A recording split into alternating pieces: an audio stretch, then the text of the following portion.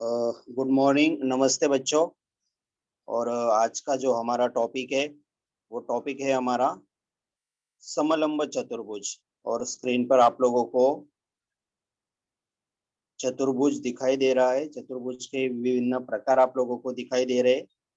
इसमें से आपने पहले लेक्चर में टीचर या मैडम ने आपको बताया होगा कि चतुर्भुज के कितने प्रकार है और चतुर्भुज के प्रकार कौन कौन से हैं, उनके गुणधर्म क्या है, उनकी कसौटियाँ क्या है।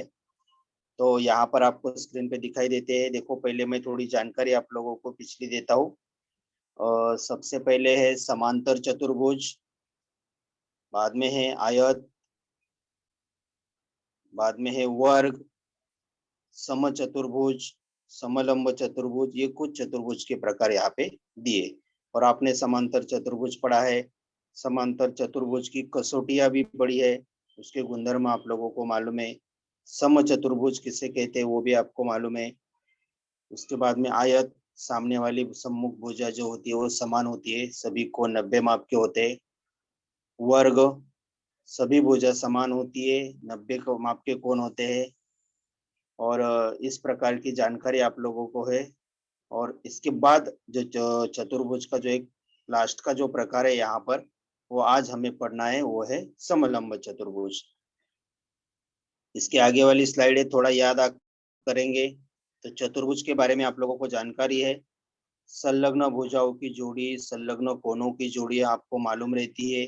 यहाँ पर एक चतुर्भुज दिखाई दे रहा है, ए बी सी और डी। तो यहाँ पर ए जो कोण है, ए कोण की संलग्न कोण बी कोण है और डी है। और ए कोण का सम्मुख कोण जो है वो सी कोण है। इसी प्रकार से आप लोगों को संलग्न भुजाएं और संलग्न कोणों की जानकारी भी है। ये थोड़ा आपको याद करना है, ध्यान में रखना है। इसकी अगली स्लाइड है, आप लोगों को चतुर्भुज को किस प्रकार से पहचाना जाना जाता है उसके लिए आप लोगों को किताब में भी दिया है कि मैं चतुर्भुज हूँ। मैं चतुर्भुज हूँ, लेकिन मैं चतुर्भुज कौन सा हूँ, कैसे मेरे को पहचानना है, ये सभी जानकारी आप लोगों को वहां पे दी गई है। तो पहले में आप देखेंगे बॉक्स में, मेरी सम्मुख भुजाओं की दोनों जोड़ियां समांतर होती है। और उसके कुछ नीचे गुणधर्म दिए हैं, उस गुणधर्म के वजह से हम लोग उसको जान पाते हैं। सम्मुख भुजाएं अगर सर्वांग सम है, सम्मुख कोण सर्वांग सम है, विकर्ण सर्वांग सम है, तो मेरी सम्मुख भुजाओं की दोनों जोड़ियां अगर समांतर है तो वो चतुर्भुज कौन सा होता है, समांतर चतुर्भुज होता है। ये आप लोगों को मालूम है। मेरे सभी कोण समकोण है, उसके गुणधर्म भी दिए, जैसे नीचे देखो, सम्मुख भुजा समान है, विकर्ण समान है, और मेरे सभी कोण समकोण है, और समचतुर्भुज, सम्मुख भुजा समान है। तो तीसरा है, मेरी सभी भुजाओं की लंबाई समान है। तो मेरे गुणधर्म सम्मुख कोण और विकर्ण समान है, तो ये भी चतुर्भुज आप लोगों को मालूम है, समचतुर्भुज। मेरे सभी कोण और सभी भुजाएं समान है, तो हम लोग उसे कहते हैं वर्ग कहते हैं। वर्ग की सभी भुजाएं समान होती है, सभी कोण समान होते हैं। और नीचे एक आपको दिया है कि मेरी सम्मुख भुजाओं की एक ही जोड़ी समांतर है, एक ही जोड़ी केवल। तो ऐसे चतुर्भुज को क्या कहते हैं, समलंब चतुर्भुज कहते हैं, जिसके बारे में आज हम लोग जानकारी लेने वाले हैं। आगे वाली स्लाइड में आप लोगों को दिखाता हूँ। देखिए, आप लोगों को ये चतुर्भुज दिखाई दे रहा है। पेज नंबर है आपके बुक का 69 और टॉपिक है हमारा समलंब चतुर्भुज। तो इसको देखते ही आपको पता चलेगा कि समलंब चतुर्भुज किसे कहते हैं। यहाँ पर आप लोगों को उसकी एक परिभाषा दी है, उसकी जानकारी मैं आप लोगों को बताता हूँ, फिर उसके उदाहरण हल करवा के देता हूँ। यहाँ पर दिया है, देखो, जिस चतुर्भुज की सम्मुख भुजाएं, अब यहाँ पे आप लोग ध्यान दीजिए, जिस चतुर्भुज की सम्मुख भुजाओं की एक ही जोड़ी समांतर होती है उस चतुर्भुज को समलंब चतुर्भुज कहते हैं। अगर आप लोग यहाँ पे देखेंगे ये चतुर्भुज, तो यहाँ चतुर्भुज में क्या दिया है, सम्मुख भुजाओं की एक ही जोड़ी समांतर है। यहाँ पर ए बी है और डी सी है, ये दोनों सम्मुख भुजा है और उनकी एक ही जोड़ी समांतर दिख रही है। अब यहाँ पे भुजा ए डी भी है और भुजा बी सी भी है, लेकिन वो एक दूसरे को समांतर नहीं है। वो कहीं पे आगे जाके एक दूसरे को क्या करेगी, प्रतिच्छेदित करेगी। तो ऐसा चतुर्भुज जिस चतुर्भुज में क्या होता है, उस चतुर्भुज में सिर्फ सम्मुख भुजाओं की एक ही जोड़ी समांतर होती है, जैसे ए बी भुजा ए बी समांतर भुजा डीसी। तो आकृति में आप देख सकते हैं कि चतुर्भुज एबीसीडी केवल भुजा ए बी तथा भुजा डीसी यह जोड़ी परस्पर समांतर है, बराबर है, अर्थात यह समलंब चतुर्भुज है। और आगे उन्होंने दिया है कि समांतर रेखाओं के गुणधर्म के अनुसार संलग्न कोणों की जोड़ी, जैसे कोण ए तथा कोण डी संपूरक है। अब आपको कोण ए यहाँ पे दिख रहा है, यहाँ पे देखिए ए कोण आपको दिख रहा है यहाँ पे,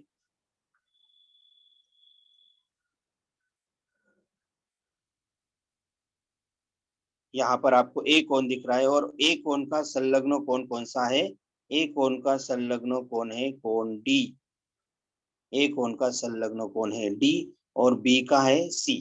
तो ये संलग्न कोणों का क्या गुणधर्म है, तो ये जो संलग्न कोण है कोण ए और कोण डी वो क्या है,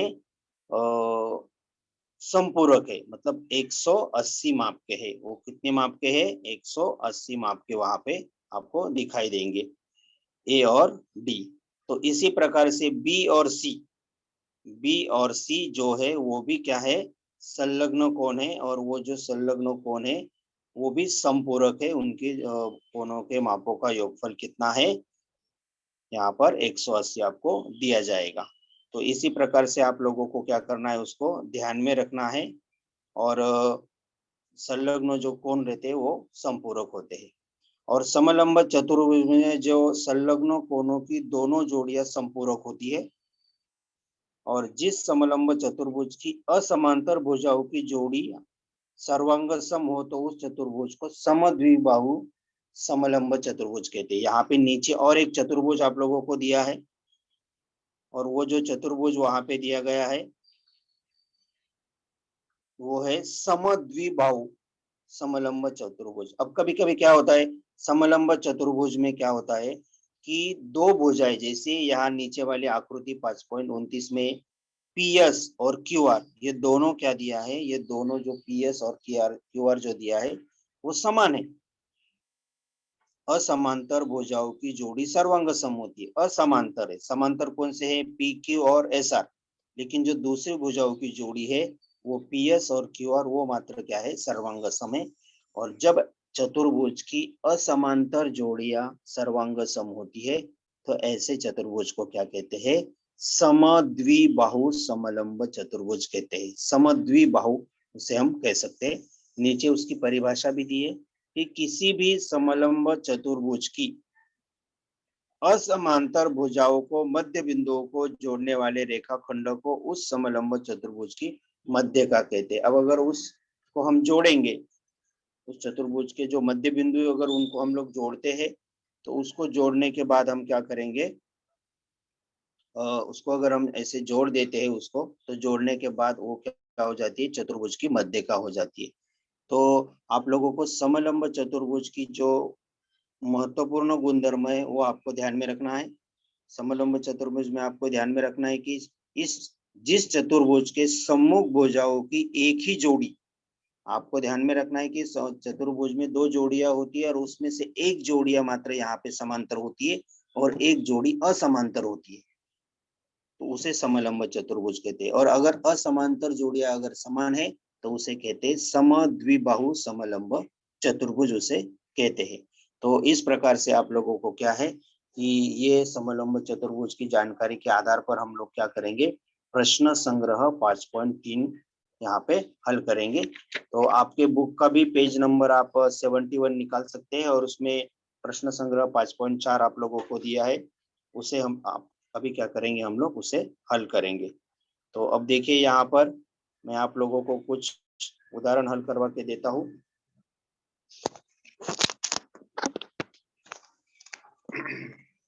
देखिए हमारा प्रश्न संग्रह 5.4 है आज का, और इसमें से हम लोग क्या करेंगे, अभी कुछ उदाहरण हम लोग हल करते हैं। तो यहाँ पर देखिए प्रश्न संग्रह 5.4 है, और 5.4 में हमारा पहला उदाहरण है। तो ये उदाहरण मैं आप लोगों को हल करवा के देता हूँ।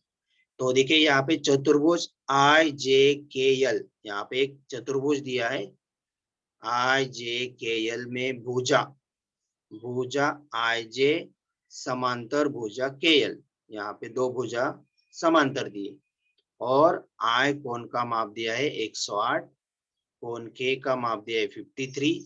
तो बाकी जो दो अन्य कोण है जे और एल, इनके माप आपको यहाँ पे पूछे हैं।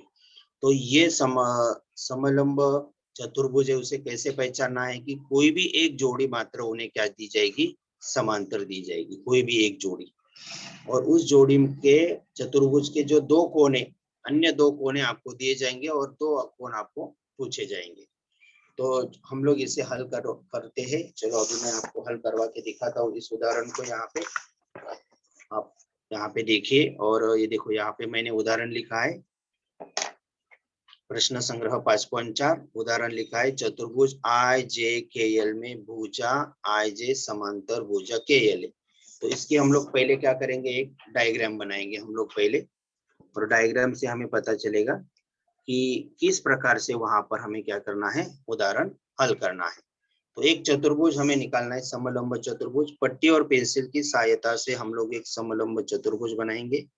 इसमें भुजा जो होती है वो सामने वाली वो समांतर होती है, या फिर कोई भी दो भुजा समांतर होती है और दो भुजा असमांतर होती है। तो मैं इस प्रकार से एक समलंब चतुर्भुज बनाता हूँ। ये हो गया हमारा समलंब चतुर्भुज। इसे मैं नाम देता हूँ, आप भी कोई भी नाम, मतलब यहाँ पे हमें नाम दिया है तो हम वही नाम देंगे, और अगर हमें नाम नहीं दिया है तो आप दे सकते आई जे के एल। यहाँ पे मैं लिखता हूँ आई, यहाँ लिखता हूँ जे, फिर यहाँ पे लिखता हूँ के, और यहाँ लिखता हूँ एल, आई जे के एल। तो इस प्रकार से मैंने नाम दिए, और फिर हमें क्या दिया, आई का माप 108 दिया है, तो मैं यहाँ पे लिखता हूँ 108, 108 में यहाँ पे लिखता हूँ। के का माप हमें दिया है, के का माप दिया है मेरे को 53, ये 53 में लिखता हूँ यहाँ पे 53 अंश।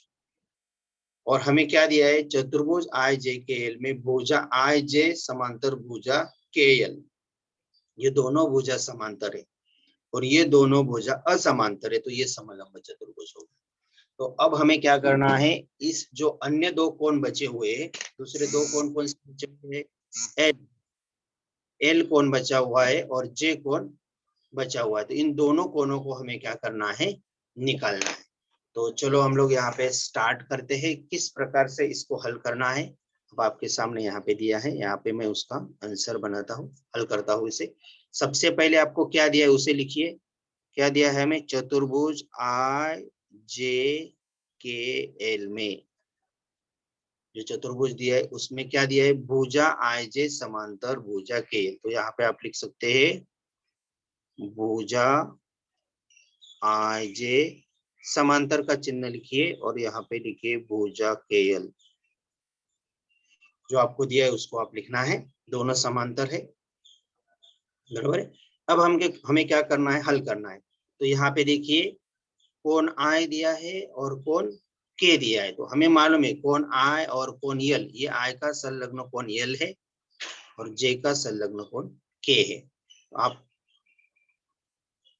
तो यहाँ पर आप कोण आई और कोण यल, तो ये संलग्न कोण है, और संलग्न कोण कैसे होते हैं, समपूरक कोण होते हैं। संलग्न कोण कैसे, समपूरक, और समपूरक कोणों का माप कितना होता है, समपूरक कोण का माप होता है 180। तो अब हम क्या करेंगे, यहाँ पर इन दोनों कोण लिखेंगे, कोण आई प्लस कोण एल इज इक्वल टू 180, 180। कोण आई प्लस कोण बराबर 180 है, क्योंकि वो दोनों कोण कैसे है, संलग्न कोण है, समपूरक कोण है, या फिर हम उसे अंतकोण भी कह सकते हैं। यहाँ पर हम उसे अंतकोण भी कह सकते हैं, और उनका योगफल कितना होता है, 180 होता है।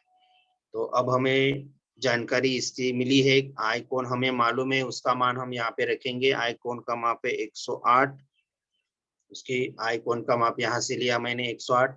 कोण यल का माप मालूम नहीं है, उसे वैसे ही रखिए, बराबर 180। तो ये 180 हो गए। क्या किया मैंने, चतुर्भुज आई जे के एल लिखा, उसमें जो भुजा समांतर दी है और जो भुजा हमें दी है वो हमने लिखी है फिर हम लोगों ने क्या किया, जिसका मान हमें मालूम है वो हम लोगों ने लिखा, और फिर हम लोगों ने गुणधर्म लिखा। ये बहुत इंपॉर्टेंट है, कोण I प्लस कोण L इज इक्वल टू 180। आप इसे संलग्न कोण कह सकते हैं, संपूरक कोण कह सकते हैं, अंतकोण भी कह सकते हैं, और फिर उसका मान यहाँ पे रखना है। चलो अभी मैं आगे हल करता हूँ। 108 है। अब हमें कोण L का मान निकालना है, उसे यहीं पे रखिए, 108 को यहाँ लेके जाइए। तो यहाँ पे मैं लिखता हूँ कोण L इज इक्वल टू, ये 108 इधर प्लस है, उधर जाके माइनस हो जाएंगे, 180 माइनस 108। तो ये स्टेप आपको समझ में आई होगी। तो मैं आगे लिखता हूँ कोण L इज इक्वल टू, ये 108 यहाँ पे प्लस है, वो यहाँ पे माइनस हो जाएंगे। तो 180 में से क्या किया, 108 को घटाया, तो इसको आप घटा सकते हैं बाजू वाले पे जगह पे, और उसका मान आएगा 72। घटाने के बाद उसका मान आएगा 72। तो यहाँ पे एक कोण हमें मिल गया, कोण L इज इक्वल टू 72 हमें यहाँ पे मिल गया है। तो और एक कोण हमें यहाँ पे मिल गया, जो कोण हमें 108 दिया था, तो ये आया हमारा 72 आया, हमने हल किया उसको। ठीक है, फिर अगला कोण कौन सा है, एक कोण K है और कोण J। कोण K हमें दिया है, कोण J हमें क्या करना है, हल करना है। तो सेम अभी क्या करेंगे, उसी विधि से हम लोग क्या करेंगे, रेख L के समांतर IJ है, तथा K और J ये समांतर है, ये दोनों समांतर है, और ये उनकी तिर्यक रेखा है, ऐसे समझिए, बराबर है। तो ये अंदर वाले वापस अंतकोण हो गए, ये भी अंतकोण हो गए, जिस प्रकार से हम लोगों ने लिखा है। तो यहाँ पे आप लिख सकते हैं, रेख L के समांतर, जैसे ऊपर लिखा है कि वही वापस लिखना है, रेख IJ, ये दोनों समांतर है, ये रेखा और ये ऊपर वाली दोनों रेखा समांतर है, लिखा यहाँ पर। और क्या है, KJ रेखा,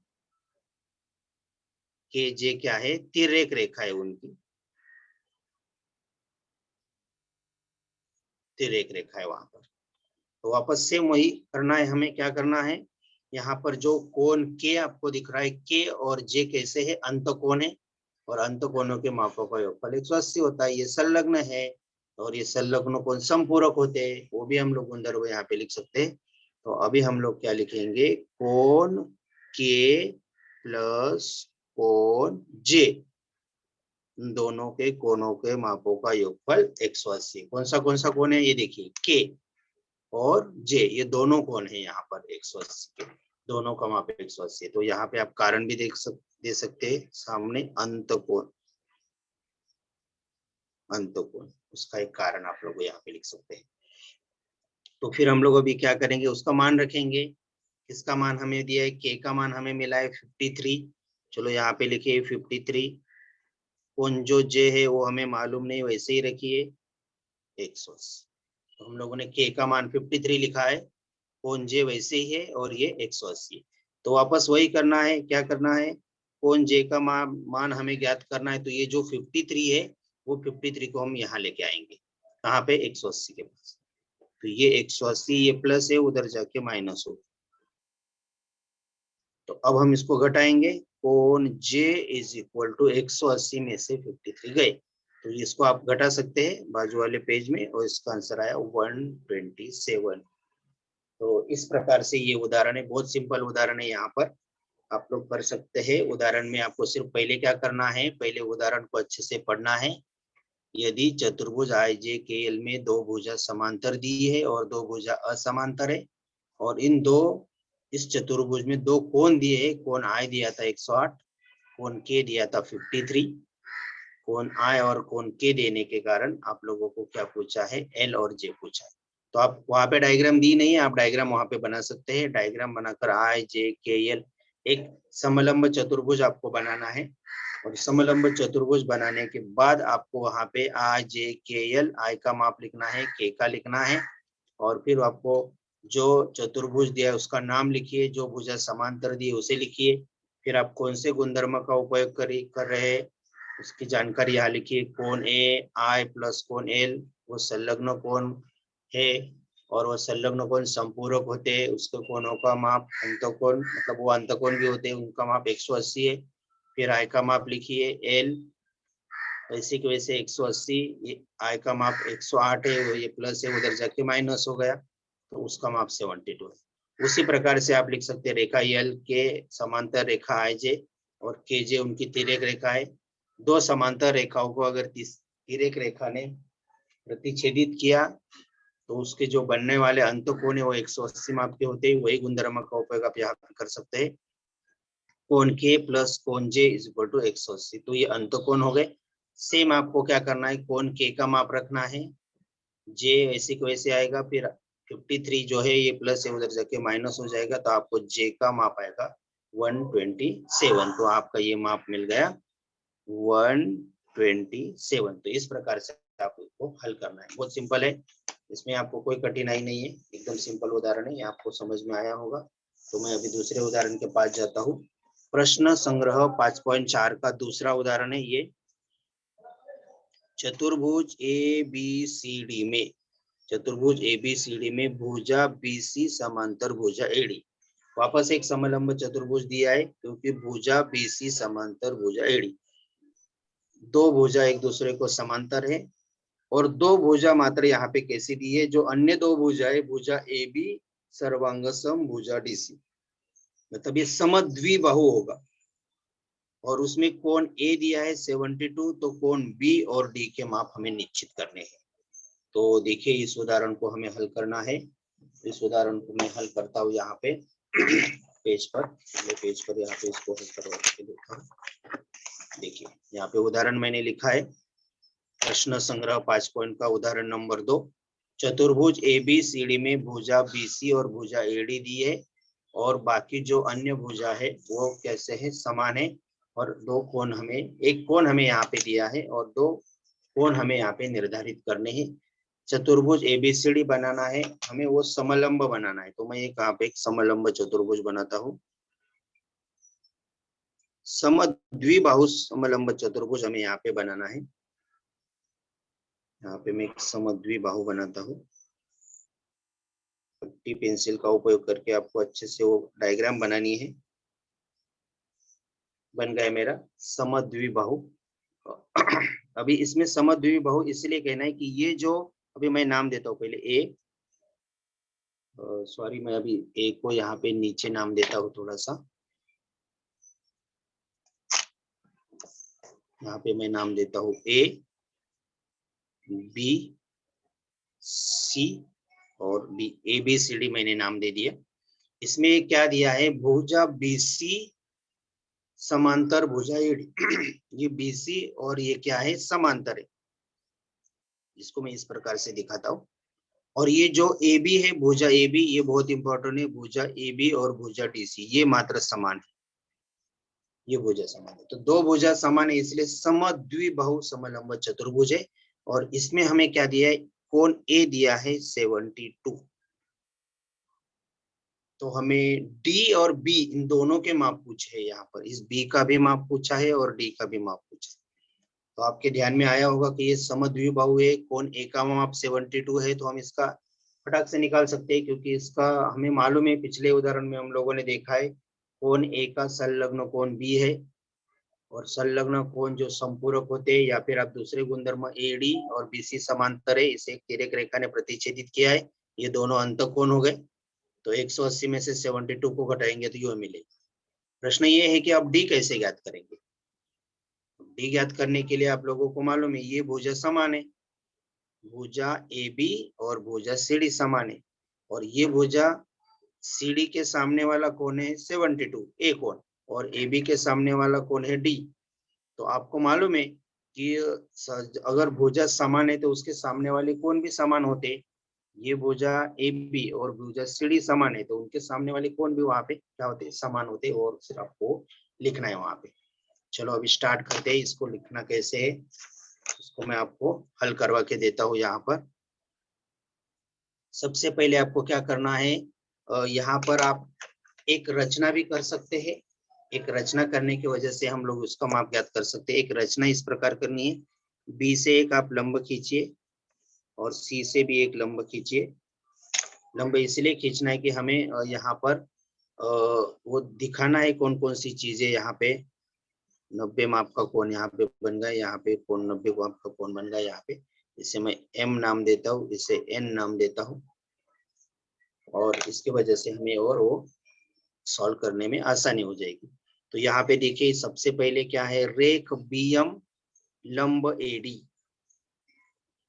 रेख BM लंब AD, ये लंब चिन्ह है, रेख AD, ये हमने लंब खींचा है, और ये इस लंब की वजह से AMD ये एक रेखीय है, बराबर है। तो ये एक रेखीय हो गया। वैसे रेख CN लंब किसको है, लंब CN AD को ही लंब है, तो ये भी एक रेखीय हो गए तीनों बिंदु। और फिर हमें रेख BC और रेख AD, BC और AD ये दोनों एक ऐसे है समांतर, ये दिया है हमें, जो BC है और ये जो AD है वो हमें क्या दिया है, समांतर दिए, भुजा BC समांतर भुजा AD, ये हमें ऑलरेडी दिया है, जो दिया है हम उसे लिख सकते हैं, बराबर है। देखिए तो यहाँ पर आप लोगों को क्या क्या लिखना है, रेख BM लंब रेख AD हमने लिखा, रेख CN लंब रेख AD हम लोग लिखा, भुजा BC समांतर भुजा AD ये भी हमें दिया है। और यहाँ पे दो त्रिभुज बने हैं, एक बना है त्रिभुज BMA और दूसरा बना है CND, बराबर है। तो इन दोनों त्रिभुज में क्या दिया है, ये दोनों त्रिभुज जो दिए है कौन BMA, तो ये 90 माप का हो गया, ये 90 माप का होगा, ये भी हम लोग यहाँ पे लिखेंगे। और ये जो BM है और जो CN है, तो ये देखिए यहाँ से लंब खींचा है, ये भुजा समान है, तो हम लोगों को ये जो BM बराबर CN, ये जो इसकी लंबाई और इसकी लंबाई मात्र समान आई, क्योंकि वो कैसे है, ये भुजा समान है, ये भुजा समान है, और ये लंब है और ये समांतर है। तो आगे हम लोग लिखेंगे त्रिभुज BMA, ये वाला त्रिभुज BMA तथा त्रिभुज CND में, दोनों त्रिभुज में क्या क्या चीजें समान दी है वो हम लोग लिखेंगे, कोण BMA तथा कोण CND। यहाँ पर BMA और CND दोनों क्या दिया है, 90 माप के दिया है। और जब एक कोण 90 माप का होता है तो वो त्रिभुज कौन सा होता है, समकोण त्रिभुज होता है। और ये समकोण है 90 माप का, ये 90 माप का, उसका कर्ण भी समान है जो हमें दिया है, और फिर वो हम कर्ण भुजा प्रमेय से उसको हम लोग लिख सकते हैं, उसका कोण समान है। तो जो कर्ण यहाँ पे दिया है ये कोण 90 माप का है, मतलब उसके सामने वाला कर्ण हो गया AB, कर्ण AB सर्वांगसम कर्ण CD। तो यहाँ पर आपको पता चलेगा कि BMA इस समकोण त्रिभुज है, CND ये भी समकोण त्रिभुज है, ये कोण 90 माप का है, ये कोण 90 माप का है। तो यहाँ पर 90 माप के सामने वाली भुजा कर्ण है, 90 के माप सामने वाली भुजा कर्ण है, और दोनों कर्ण भी समान है, ये भुजा भी समान है, 90 कोण भी समान है, तो यहाँ के कोण भी समान आएंगे। तो कर्ण भुजा प्रमेय से हम लोग क्या करेंगे, ये जो कोण दिए हैं, कौन से कोण, A कोण और D कोण हम लोग क्या कर सकते हैं, समान लिख सकते हैं। तो यहाँ पे मैं लिखता हूँ कोण BAM सर्वांग समकोण, BAM कौन सा, BAM, और दूसरा CDN, यहाँ पे मैं लिखता हूँ कोण CDN सर्वांग सम, कर्ण भुजा प्रमेय से वो दोनों समान है। अब इसमें से एक हमें दिया है, इसमें से कौन सा दिया है, एक ये हमें 72 दिया है, कोण BAD दिया है 72, एक कोण हमें 72 दिया है, एक कोण। और फिर अब हम लोग क्या करेंगे, ये 72 दिया है, तो ये अपना कोण कितना आएगा D, ये कोण 72 आएगा, ये और ये कोण समान है, हमने ऊपर लिखा है। तो अगर ये कोण अगर हमारा BAM और ये कोण A और ये A दिए 72, तो ये कोण भी 72 आएगा, इसलिए कोण CDN बराबर 72, मतलब कोण आपका जो डी है वो कितना आएगा, 72 आएगा। तो एक आंसर हमें यहाँ पे मिल गया कि ये कोण अगर 72 है तो ये कोण हमारा 72 है, ये कोण मिलेगा। इसको मिलने के लिए हमें सिर्फ लिखा क्या है, ये लंब खींचा है, ये दो भुजा तो और समद्विबाहु समांतर है, इसलिए ये दोनों लंब खींचने की वजह से वो समान हो गए। बीसी और भुजा एडी समांतर है, बीएम और सीएन समांतर आ गए, ये वाला दोनों भुजा यहाँ पर एक खींचने की वजह से एक त्रिभुज बन गया है बीएमए, जिसमें से ये कर्ण है, ये 90 माप का आया। सीएन खींचने की वजह से सीएनडी एक त्रिभुज बन गया है समकोण, और यहाँ पे ये 90 माप का कोण होगा, ये कर्ण होगा। ये दोनों कर्ण यहाँ पे हमने समान दिखाए, कर्ण ए बी और कर्ण सी डी, और ए का माप हमें 72 है तो डी का माप भी 72 है। तो इस प्रकार से हम लोगों ने क्या किया, डी का माप निकाला। अब हमें क्या करना है, आगे हमें थोड़ा सा जो बचा हुआ है इसमें हमें क्या करना है, अपने को बी का माप निकालना है। तो हमें मालूम है क्या लिखेंगे उसके लिए, हम लोग अगले पेज पे मैं लिखता हूँ कोण ए प्लस कोण बी बराबर 180। कारण वही है, अंतकोण है वो एक दूसरे के, आप कारण लिख सकते हैं वहां पर, अंतकोण, अंतकोण है वो। अब हमें ए का माप हमें मालूम है, ए का माप हमें 72 दिया है, उसे लिखो 72 प्लस कोण बी का माप हमें मालूम नहीं है, वैसे ही रखिए कोण बी बराबर 180। तो अब हम क्या करेंगे, 72 प्लस बी, अब ये बी का माप निकालना है, तो अब हम क्या करेंगे, ये जो प्लस है वो जाके माइनस हो जाएगा, तो ये 180 माइनस 72, तो यहाँ पे कोण बी इज इक्वल टू 180 में से आपके 72 चले गए, उसको घटाया तो 108 आया। तो यहाँ पे हमें कोण बी का भी माप मिल गया। तो सेम पिछला जैसे उदाहरण था, उस उदाहरण में हम लोगों ने जिस प्रकार से गुणधर्म का उपयोग किया था, वही अंतकोण के गुणधर्म का उपयोग करके आप कोण बी निकाल सकते हैं। और अब हमें यहाँ पे क्या हो गया, दोनों के माप मिल गए। ये डी का माप भी आया हमारा 72 जो हम लोगों ने नीचे दिखाया, और बी का माप हमें पूछा था, उसका माप आया 108। तो इस प्रकार से ये उदाहरण हल करना है। इसके लिए आपको समद्विबाहु समलंब चतुर्भुज खींचना है, ए बी सी डी, और उस चतुर्भुज में एक छोटी सी रचना आपको बनानी है, बीएम लंब खींचना है एडी पे और सीएन लंब खींचना है एडी पे। तो इस लंब के वजह से ये बीएम और सीएन समान हो जाएंगे, यहाँ पे त्रिभुज बनेगा।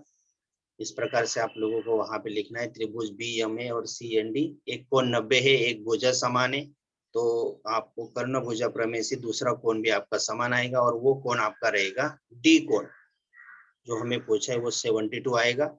और डी कोण के बाद हम लोग क्या करेंगे, कोण ए और कोण बी जो है वो दोनों कोण कैसे है, संलग्न संपूरक कोण है या फिर अंत कोण है, और ये दोनों कोण क्या करते हैं, एक दूसरे के संपूरक होने की वजह से अंत कोण, उनका योगफल 180 होता है।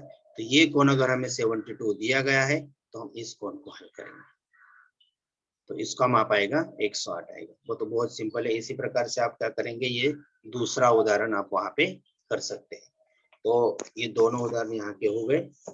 अभी एक अगला उदाहरण है तीसरा, उसके बारे में मैं आपको बताता हूँ। उदाहरण नंबर 3 है, लिखिए यहाँ पर उदाहरण तीसरा दिया है, उदाहरण आपके सामने है। आकृति 5.32, यहाँ पे एक आकृति दी है ए बी सी और डी। इसमें क्या दिया है, भुजा बीसी भुजा एडी से छोटी है, तो ये भुजा बीसी है वो भुजा एडी से छोटी है, और भुजा बीसी और एडी समांतर है।